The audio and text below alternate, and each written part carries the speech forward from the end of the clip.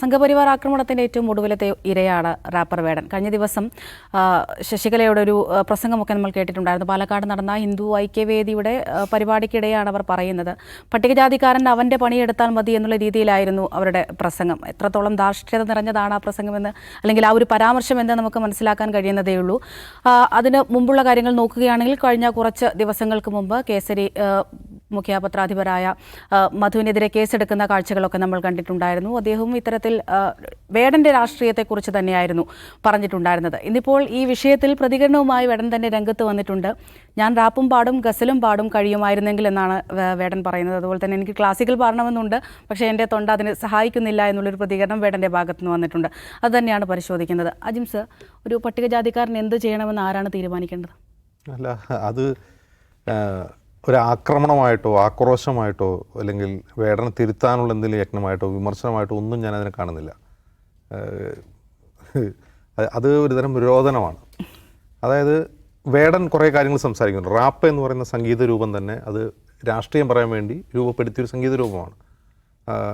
നമുക്കറിയാവുന്ന പോലെ അത് ബ്ലാക്ക് മൂവ്മെൻറ്റ്സ്, അതുപോലെ മറ്റ് എന്താണ് പറയുക, അടിച്ചമർത്തട്ട വിഭാഗങ്ങൾ അവരുടെ പൊളിറ്റിക്കൽ കോസ് പറയാൻ വേണ്ടി രൂപപ്പെടുത്തിയ ഒരു സംഗീത രൂപമാണ് റാപ്പ് എന്ന് പറയുന്നത്. അതിൻ്റെ പദഘടനയും വാചകങ്ങളും എല്ലാം അങ്ങനെയാണ്, അതിൻ്റെ താളം പോലും അങ്ങനെയാണ്. അപ്പോൾ റാപ്പ് അതിലല്ലാതെ ഉപയോഗിക്കുന്നുണ്ട്. ഇപ്പോൾ കേരളത്തിൽ ഒരുപാട് റാപ്പർമാരുണ്ട്. അവർ പ്രേമം പറയുന്നവരുണ്ട്, വേറെ പല കാര്യങ്ങളും പറയുന്നവരുണ്ട്, കൾച്ചറൽ ഐഡൻറ്റിറ്റി പറയുന്നുണ്ട്, അങ്ങനെ പലതുമുണ്ട്. പക്ഷേ റാപ്പ് അതിൻ്റെ യഥാർത്ഥ രൂപത്തിൽ അത് ഉപയോഗിക്കുന്ന ഒരാളാണ് വേടൻ. രാഷ്ട്രീയം തന്നെയാണ് അദ്ദേഹം പറയുന്നത്. റിഥം ആൻഡ് പോയട്രി എന്നാണ് ഫുൾ ഫോം റാപ്പിൻ്റെ. യാ, അപ്പോൾ റാപ്പ് കേരളത്തിൽ വേടൻ ഉപയോഗിക്കുമ്പോൾ വേടൻ പോപ്പുലറായിട്ട് കുറേ വർഷങ്ങളായി. ഇതുവരെ അദ്ദേഹം പറഞ്ഞ രാഷ്ട്രീയത്തിൽ നിന്ന് അദ്ദേഹം മാറ്റി പറയുന്നില്ല. അദ്ദേഹത്തിൻ്റെ തീം, പ്രമേയം എല്ലാം ഒന്ന് തന്നെയാണ്. പക്ഷേ വേടൻ എന്ന് പറയുന്നൊരു റാപ്പ് സിംഗർ കേരളത്തിലുണ്ടെന്നും അദ്ദേഹത്തിൻ്റെ വേദികളിലേക്ക് യുവാക്കൾ ധാരാളമായി ഇടിച്ചു കയറുന്നുണ്ടെന്നും എന്നും വേറൊരു യൂണിവേഴ്സിറ്റി ആളുകൾ അറിയാൻ തുടങ്ങുന്നപ്പോഴാണ് അദ്ദേഹത്തെ കഞ്ചാവ് കേസിൽ അറസ്റ്റ് ചെയ്യുമ്പോഴാണ് ഇദ്ദേഹത്തിന് ഇത്ര പോപ്പുലാരിറ്റി ഉണ്ടെന്ന് സർക്കാർ പോലും തിരിച്ചറിയുന്നത് അദ്ദേഹം അറസ്റ്റ് ചെയ്യപ്പെടുമ്പോഴാണ്. ഒരുപക്ഷെ സർക്കാരിന് പോലും അറിയില്ലായിരുന്നു വേടനുള്ള ആരാധക ബലം. അപ്പോൾ അദ്ദേഹം എത്രയോ ഗ്രാം കഞ്ചാവ് കേസിൽ അറസ്റ്റിലായി. പിന്നെ പുലിനഖത്തിൻ്റെ പേരിൽ അദ്ദേഹത്തെ വനംവകുപ്പ് അറസ്റ്റ് ചെയ്തു. അപ്പോഴാണ് ഇദ്ദേഹത്തിന് ഇത്രയും ജനകീയ പിന്തുണയുണ്ട് എന്ന് സർക്കാരിന് മനസ്സിലാവുന്നത്. അപ്പോഴാണ് വേടൻ ആർക്കെതിരെയാണോ സംസാരിക്കുന്നത് അവർക്ക് ഇങ്ങനെ ഒരാളുണ്ടെന്ന് മനസ്സിലാവുന്നത്. ഇദ്ദേഹം ഇപ്പോൾ സംസാരിച്ചുകൊണ്ടിരിക്കുന്നത് മുഴുവൻ ഞങ്ങൾക്കെതിരെയാണ്, ഞങ്ങൾ പിന്തുടരുന്ന ആശയത്തിനെതിരെയാണ്. പക്ഷേ അദ്ദേഹത്തിൻ്റെ കേൾവിക്കാരിൽ എല്ലാ വിഭാഗത്തിലും പെട്ട കേരളത്തിലെ ജനങ്ങൾ, യുവജനങ്ങളുണ്ട്, എല്ലാ വിഭാഗത്തിലുള്ളവരുമുണ്ട്. അവരൊക്കെ ഇദ്ദേഹത്തിൻ്റെ രാഷ്ട്രീയം കേൾക്കുകയാണ്. അത് തങ്ങൾക്ക് തിരിച്ചടിയാണ് എന്ന് തിരിച്ചറിഞ്ഞത് വളരെ വൈകിയാണ്. അതാണ് കേസരി വാരികയുടെ എഡിറ്ററുടെയും ശശികല ടീച്ചറുടെ പ്രസംഗത്തിലൂടെയൊക്കെ പുറത്തു വരുന്നത്. ആ ഒരു ആശങ്കയും വിഷമവും വേദനയും മാത്രമാണ്. അല്ലാതെ അത് വേടനെ തിരുത്താനോ വേടനെ വിമർശിക്കാനോ ഉള്ള ഒരു ശ്രമമായിട്ട് എനിക്ക് തോന്നുന്നില്ല. അത് അവർക്ക് വല്ലാത്ത വേദന ഉണ്ടാക്കിയിട്ടുണ്ട്. അതിൻ്റെ പ്രധാനപ്പെട്ട കാരണം അവർ ഉന്നയിക്കുന്ന വിഷയങ്ങൾ, ഈ രണ്ട് വ്യക്തികളുടെ പ്രസംഗമാണ് ഞാൻ കേട്ടിട്ടുള്ളൂ. അവർ ഉന്നയിക്കുന്ന വിഷയങ്ങൾ വേടൻ പറയുന്ന പൊളിറ്റിക്സ് എന്തെങ്കിലും പ്രശ്നമുണ്ടെന്നല്ല പറയുന്നത്. വേടന് വേറെ പണിക്ക് പോയി കൂടെ എന്നാണ് പറയുന്നത്. എന്തിനാണ് ഈ പണിക്ക് നടക്കുന്നത്? അമ്പലത്തിൽ അനുവദിക്കാവുന്ന ഒരു കാര്യമാണോ ഇത് എന്ന് ചോദിക്കുന്നു. പിന്നെ അമ്പലത്തിൽ എന്താണ് അനുവദിക്കുന്നത്? എന്താണ് വേടൻ പറയുന്നതിൽ അമ്പലത്തിൽ അനുവദിക്കാൻ പാടില്ലാത്ത എന്ത് പ്രശ്നമാണുള്ളത്? ക്ഷേത്രത്തിൽ പറയാൻ പാടില്ലാത്ത എന്തെങ്കിലും വേടൻ പറയുന്നുണ്ടോ? അതായത് അദ്ദേഹത്തിൻ്റെ ഒരു റാപ്പിൽ ഞാൻ പാണലല്ല പറയാനല്ല എന്ന് പറഞ്ഞിട്ട് ഒരു തെറി വാക്ക് ഉപയോഗിക്കുന്നുണ്ട്.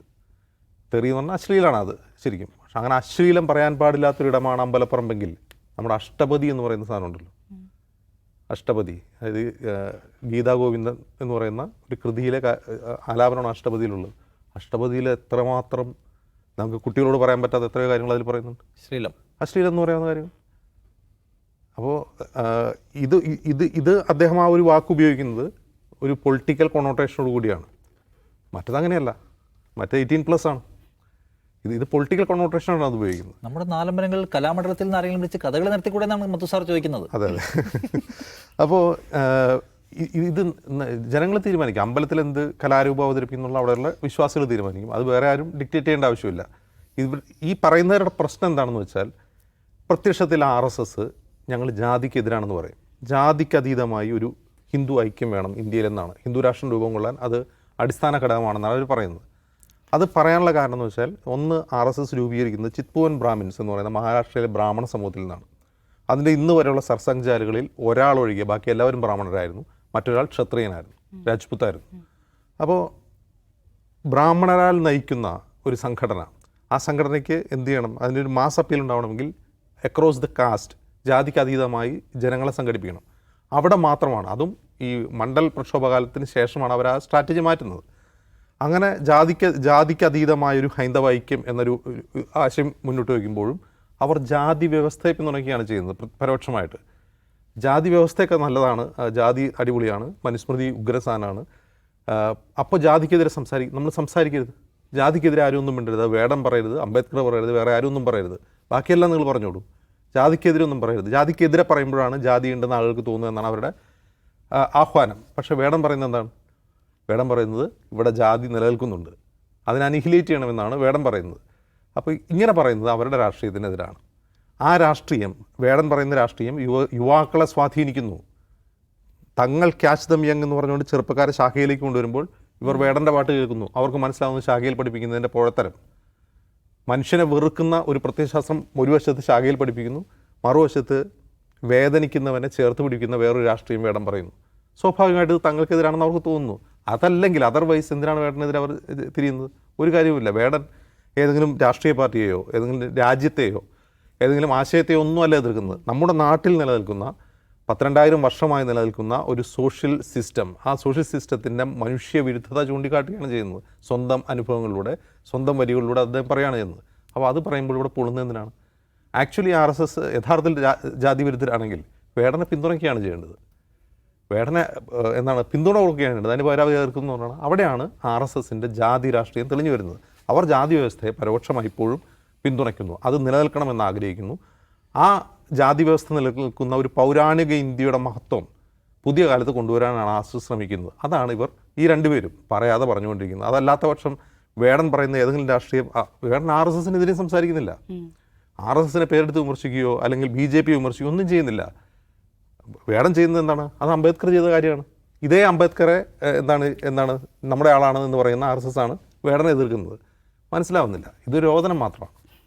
പക്ഷേ അത് ഈ അസഹിഷ്ണുത എന്നെങ്കിലും അവസാനിക്കുമോ? ഇതിനകത്തൊരു കാര്യം, ഇന്നലത്തെ പ്രസംഗം കേട്ടോ, നമ്മൾ കഴിഞ്ഞ കുറേ ദിവസം വേടനെക്കുറിച്ച് സംസാരിച്ചുകൊണ്ടിരിക്കുകയാണ്. എന്താണ് വേടനും RSS നമ്മളുടെ പ്രശ്നം നമ്മൾ പറഞ്ഞു. അപ്പോൾ കഴിഞ്ഞ ദിവസം സംസാരിക്കുമ്പോൾ KP ശശികല പ്രസംഗിക്കുന്ന ഒരു കാര്യം, ദലിതരുടെ ആദിവാസികളുടെ പാട്ട് എന്ന് പറയുന്ന സംഗതിയാണോ റാപ്പ്? അവർക്ക് എന്തെല്ലാം പ്രാചീന കലകളോ പൗരാണിക അവരുടെ പരമ്പരാഗത കലാരൂപങ്ങളുണ്ട്, ഇതാണോ അടിസ്ഥാന വർഗ്ഗക്കാരൻ്റെ പാട്ട്? റാപ്പും ആദിവാസികളും റാപ്പും ദലിതരും തമ്മിൽ എന്താണ് ബന്ധം? ശ്രീലങ്കയിലെ കുടിയേറ്റക്കാരായ ഒരാൾ അവിടെ നിന്ന് കൊണ്ടുവരുന്ന സാധനങ്ങൾ നമ്മോട് അടിച്ചേൽപ്പിക്കേണ്ട കാര്യമുണ്ടെന്നൊക്കെ ചോദിക്കുകയാണ്. അപ്പോൾ അതിൽ തന്നെയുണ്ട്. ഇപ്പോൾ നേരത്തെ അജിംസ് പറഞ്ഞല്ലോ, അതായത് ഞങ്ങൾ ബേസിക്കായിട്ടുള്ള ഇവരുടെ പ്രശ്നം ആ പാട്ടാണ്. ഞാൻ പാണനല്ല, പറയനല്ല, പുലയനല്ല, നീ തമ്പുരാനുമല്ല. അത് തീരെ പിടിച്ചിട്ടില്ല. കാരണം ഞാൻ തമ്പുരാക്കളാണ്, നിങ്ങൾ അടിസ്ഥാന വർഗ്ഗക്കാരാണെന്നുള്ള ബോധ്യത്തെ മുൻനിർത്തിക്കൊണ്ട് പോകുന്ന ഒരു സിസ്റ്റത്തിനകത്ത് ഒരാൾ പെട്ടെന്ന് ഇറങ്ങി വന്നിട്ട് നീ തമ്പുരാനല്ല എന്ന് പറയുകയും അതിന് ഭയങ്കരമായ ആൾക്കൂട്ടം വന്ന് കൈയടിക്കുകയും ചെയ്യുന്നു. എന്ന് വെച്ചാൽ അത്രയും പുതിയ ചെറുപ്പക്കാർ വരികയാണ്. അപ്പോൾ ഞങ്ങളുടെ തമ്പുരാൻഷിപ്പ് ക്വസ്റ്റ്യൻ ചെയ്യപ്പെടുന്നതാണ് ഒന്നാമത്തെ പ്രശ്നം. അങ്ങനെ ഇരിക്കുമ്പോൾ ഒരുത്തനോട് പറയാണ് മറ്റേത് പാടിയാൽ മതി, നിങ്ങളുടെ മറ്റേ ആദിവാസി ഗോത്രകലയോ ദലിതരുടെ പാട്ടോ അല്ലെങ്കിൽ നിങ്ങൾ കൊയ്ത്തുപാടത്ത് പോകുമ്പോൾ ഉള്ള നിങ്ങൾ ക്ഷീണിക്കുമ്പോൾ പാടുന്ന പാട്ടോ പാടിയാൽ മതി എന്ന് വെച്ചാൽ ദലിതനും ആദിവാസിയും IAS കോച്ചിങ്ങിനൊന്നും പോകാൻ പാടില്ല. അത് അവരുടെ പരിപാടിയല്ല. അവരുടെ പണി കൊയ്ത്തോ അല്ലെങ്കിൽ തമ്പ്രാനെ അടിമപ്പണി ചെയ്യലുമാണ്. നാളെ അതും പറയും IAS കോച്ചിങ്ങിന് പോകാനാണോ ദലിതൻ്റെ പണി? അല്ലെങ്കിൽ ഈ പറഞ്ഞ ഡോക്ടറാവാൻ പഠിക്കലാണോ ആദിവാസിയുടെ പണി? ആദിവാസിയുടെ പണി എന്താണോ വനത്തിൽ പോയി തേനെടുക്കുക, വിതരണം ചെയ്യുക. ദലിതൻ്റെ പണി ആ തമ്പ്രാൻ്റെ പാടത്ത് കൊയ്യുക. അതിനപ്പുറത്തേക്കുള്ള സ്വപ്നങ്ങൾ കാണാൻ പാടില്ല എന്നതിൻ്റെ വേറൊരു വേർഷനാണ് KP ശശികല ദലിതനായ അല്ലെങ്കിൽ അത് അടിസ്ഥാന വർഗ്ഗക്കാരനായ വേടനോട് പറയുന്നത്. നീ നിൻ്റെ കുലത്തിൻ്റെ പാട്ട് പാടിയാൽ മതി, നീ നിൻ്റെ അടുക്കള മുറ്റത്തിരുന്ന് ചെയ്താൽ മതി, അതിനപ്പുറത്തേക്കുള്ള സംഭവമായിട്ട് പുറത്തേക്ക് വരണ്ട. ഇവിടെ വലിയ റാപ്പ് പാടാനും ഇവിടെ വലിയ ക്ഷേത്രകല അവതരിപ്പിക്കാനും ഇവിടെ മാസ് പരിപാടികൾ സംഘടിപ്പിക്കാനും ഞങ്ങൾ അവർ അപ്പർ ക്ലാസ്സുകാരുടെ ഉണ്ടെന്ന് ആ പറഞ്ഞതിൻ്റെ മലയാളം അത് പറയാൻ ശ്രമിക്കുകയാണ്. അപ്പോൾ RSSനെ സംബന്ധിച്ചുള്ള ബേസിക് ഇഷ്യൂ എന്താണ്? കാസ്റ്റ് എന്ന് പറഞ്ഞ ഇഷ്യൂവിനെ ക്വസ്റ്റ്യൻ ചെയ്യുന്നുണ്ട്. കപട ദേശീയവാദികളായ നേതാക്കൾ രാജ്യത്ത് കുഴപ്പമുണ്ടാക്കുന്ന ഇയാൾ പാടുന്നുണ്ട്. അത് അവരെ ഡിസ്റ്റർബ് ചെയ്യാണ്. കാരണം അവർ നേരത്തെ പറഞ്ഞ പോലെ അവർ ഉണ്ടാക്കിക്കൊണ്ട് വരുന്ന ഒരു ബബിള് പൊട്ടാൻ പോകുന്നതിൻ്റെ പേടി അവർ പലതരത്തിൽ നേരത്തെ മുതലേ ശ്രമിക്കുന്നുണ്ട്. ആദ്യം ചെയ്തുകൊണ്ടിരുന്നത് വേടന് വലിയ സ്വീകാര്യത കിട്ടുന്ന റീലുകളൊക്കെ വരും. നിങ്ങൾ നോക്കിയാൽ കാണും, താഴെ പോയിട്ട് ഇതാണോ പാട്ട്, ഇവൻ ആരാണ്, ഇവൻ അനാവശ്യ പ്രശ്നം ഉണ്ടാക്കാമെന്ന് പറഞ്ഞിട്ട് ഫേക്ക് ഐഡികളിൽ നിന്നും അല്ലാതെയൊക്കെ ഭയങ്കരമായ ആളുകളൊന്ന് കമൻറ്റ് ചെയ്തിരുന്നു. ആദ്യത്തെ ഓപ്പറേഷൻ സ്റ്റൈൽ അതായിരുന്നു. നമുക്ക് സോഷ്യൽ മീഡിയയിൽ ഇവനെ കമൻറ്റ് ചെയ്ത് പൊളിക്കാം. അത് നടന്നില്ല. അയാളുടെ സ്വീകാര്യത കൂടിക്കൊണ്ടേയിരുന്നു. രണ്ടാമത്തെ ഓപ്പറേഷനായിരുന്നു ഇയാൾക്കെതിരെ പരാതികൾ വിവിധ വകുപ്പുകളിലേക്ക് അയക്കുക. നമുക്ക് കഴിഞ്ഞ ദിവസം ഞാൻ പറഞ്ഞു പത്രത്തിൽ വന്ന വാർത്ത, അതായത് ഇയാളെ എക്സൈസ് സംഘം കഞ്ചാവിൽ പിടിച്ചല്ലോ. അപ്പോൾ തന്നെ എക്സൈസിൻ്റെ ഇൻഫർമേഷനൊന്നും ഇല്ലാതെ ആര് വരികയാണ്? വനം വകുപ്പ് പാഞ്ഞു വരികയാണ്. കഴുത്തിൽ പുലിപ്പല്ല് കിടപ്പുണ്ട് പിടിക്കാമെന്ന് പറഞ്ഞ്. അവർക്ക് എവിടെ നിന്നാണ് ഈ വിവരങ്ങൾ കിട്ടിയത്? അപ്പം നിരന്തരമായി പരാതി അയച്ചും സർക്കാർ വകുപ്പിനകത്ത് പ്രവർത്തിക്കുന്ന ഞങ്ങളുടെ ആളുകൾ, അവരുടെ ആളുകളാണ് കൂടുതലും, അങ്ങനെ ആളുകളെ വെച്ചുകൊണ്ട് വേടനെ പൂട്ടാനുള്ള പണിയാണ് അടുത്ത് നടന്നത്. അതോടുകൂടി തീർന്നു കിട്ടി. കഞ്ചാവോളി എന്നാണ് ഇന്നലെ വിളിക്കുന്നത് KP ശശികല പ്രസംഗിക്കുമ്പോൾ. അതോടുകൂടി ഇവനെ ഒരു കഞ്ചാവോളി എന്നൊക്കെ ഉള്ള പേരൊക്കെ ഇട്ട് വിളിച്ച് തീർത്തങ്ങോട്ട് നശിപ്പിക്കാം എന്ന് വിചാരിച്ചത്. പക്ഷേ നേരെ തിരിച്ചത് കൗണ്ടർ പ്രൊഡക്റ്റീവായി. അയാളുടെ ഇൻസ്റ്റാഗ്രാം ഫോളോവേഴ്സിന് എടുത്ത് നോക്കിയാൽ മതി, കുതിച്ച് കയറുകയാണ് ചെയ്യുന്നത്. കഴിഞ്ഞ ദിവസത്തെ പരിപാടിയിലൊക്കെ ആൾ കൂടിയിട്ട് നിൽക്കാൻ നിർത്തിയില്ല. അത്രയും അയാളുടെ പോപ്പുലാരിറ്റി സർക്കാർ എന്ന് വെച്ചാൽ അയാളെ പൂട്ടാൻ ശ്രമിച്ച സർക്കാർ. വനമന്ത്രി ആദ്യം പറഞ്ഞത് രണ്ടാമത് പറയുന്നത് നമുക്കറിയാം. കാരണം വനമന്ത്രിയുടെ കൂടെ ആരുമില്ലെന്നും ആളുകൾ മുഴുവൻ വേടൻ്റെ കൂടെയാണെന്നും വനമന്ത്രിക്കും വനമന്ത്രിയുടെ അപ്പുറത്തേക്കുന്ന ആൾക്കാർക്ക് മനസ്സിലായി. ഗോവിന്ദമാഷ പറയുന്നത് റാപ്പ് എന്ന് പറഞ്ഞാൽ എന്താണ്? ഇതാണ് ഞാൻ നേരത്തെ പറഞ്ഞ കാര്യമാണല്ലോ, റിതം ആൻഡ് പോയട്രി. അതിനെക്കുറിച്ച് ഗോവിന്ദമാഷ് സൈദ്ധാന്തികം പറയുന്നുണ്ട്. അതിനെക്കുറിച്ച് RS എന്തറിയാമെന്നൊക്കെ ഞാനത് ആസ്വദിക്കുന്ന ആളാണെന്നൊക്കെ പറയുന്നു ഗോവിന്ദമാഷ്. അത്രയും ആളുകളെ കൊണ്ട് ചിന്തിപ്പിക്കാനും പറയാനും പ്രേരിപ്പിക്കുന്ന ഒരു വലിയ ആൾക്കൂട്ടമായിട്ട് മാറി. അപ്പോൾ പണി പാളി എന്ന സംഘത്തിന് മനസ്സിലായി. കാരണം നമ്മൾ ഇത് വെച്ചത് കമൻ്റ് ഇട്ട് പൊളിക്കുക, സോഷ്യൽ മീഡിയയിൽ ഹെയ്റ്റ് ക്യാമ്പയിൻ ചെയ്ത് പൊളിക്കുക, അത് കഴിഞ്ഞാൽ പിന്നെ നമ്മൾ പരാതി കൊടുത്ത് പൊളിക്കുക, കഞ്ചാവ് കേസ് ശേഷം പുലിപ്പല്ല് കേസ് കുടുക്കി പൊളിക്കുക, നടന്നില്ല. ഇനി നേരിട്ട് രംഗത്തിറങ്ങുകയല്ലാതെ നിവൃത്തിയില്ല. അപ്പോൾ പ്രധാനപ്പെട്ട ആളുകൾ, സൈദ്ധാന്തിക രൂപമുള്ള ആളുകൾ അതിന് രംഗത്തിറങ്ങുന്നു. വേടനെ നേരിട്ട് വിമർശിക്കാം, വേടൻ ഹിന്ദു സമാജത്തിനെതിരാണ് എന്ന് പറയാണ്. ഈ സമാജം എന്ന് പറഞ്ഞാൽ ഇവർ സമാജം എന്ന് ഉദ്ദേശിക്കുന്നത് തന്നെ ഇവരുടെ ഒരു ഗ്രൂപ്പ് ഓഫ് ആളുകളുടെയും അതിൻ്റെ തലപ്പത്തിരിക്കുന്ന ആളുകൾക്കാൻ തോന്നുന്നു. സമാജം എന്ന് പറയുന്നത് ഇവർ പുറത്ത് പറഞ്ഞു വെച്ചിട്ടാണ്, എല്ലാം കൂടെ കൂട്ടാണല്ലോ. അപ്പോൾ അതിനകത്ത് ഞാൻ നിൽക്കുന്നുള്ള ഫീൽ ആർക്കില്ല, വേടനില്ല. ഞങ്ങൾ നിരന്തരം അവഗണന അനുഭവിക്കുകയാണ് എന്നാണ് പറയുന്നത്. മധുസാർ എന്തൊക്കെയോ ചോദിക്കുന്നുണ്ട്, മറ്റേതെങ്കിലും മതത്തിൽ നവോത്ഥാനത്തിൻ്റെ ആളുകളുണ്ടോ? അയ്യങ്കാളി എന്ന് പറഞ്ഞ ആൾ, അയാളെ ഹിന്ദു വിരുദ്ധരാക്കാൻ ശ്രമിക്കുകയാണ്. ശ്രീനാരായണ ഗുരുവിനെ ഹിന്ദു മതത്തിന് പുറത്തേക്ക് കൊണ്ടുപോകാൻ ശ്രമിക്കുകയാണ്. ഇതൊക്കെയാണ് വേടൻ ചെയ്യുന്ന കാര്യമെന്നാണ്.